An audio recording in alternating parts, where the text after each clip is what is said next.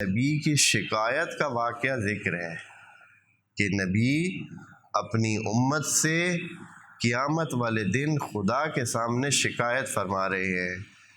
سورہ محمد میں ہے کہ وقال الرسول رب ان قومی اتخذوا ھذا القرآن مہجورا، اے اللہ، اے میرے رب، میری قوم نے قرآن کو پس پش ڈال دیا تھا، دور رکھا تھا، مہجور رکھا تھا۔ ہجر میں جو ہوتا ہے، جیسے کوئی دوست سے مہجور ہو تو ہجر ہوتا ہے، یعنی دوری ہو جاتی ہے، تو اپنے سے دور رکھا۔ یہ شکایت کریں گے نبی اپنی امت کی، ان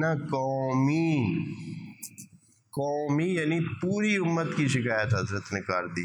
خدا کے سامنے وہ شکایت کریں گے کہ میری امت نے قرآن کو اپنے سے کیا رکھا، دور رکھا، اور قرآن کے نیڑے نہیں آئے، یہ قریب نہیں آئے۔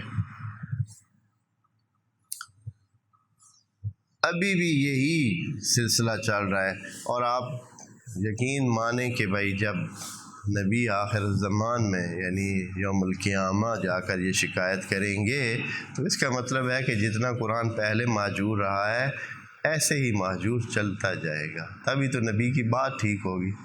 نبی کی بات کے ٹھیک ہونے کے لیے ضروری ہے کہ آخر تک ایسے ہی سلسلہ جائے گا۔ کبھی بھی ایسا نہیں ہوگا کہ مسلمان کیا کریں، قرآن کی طرف آئیں اور قرآن کی طرف توجہ دیں۔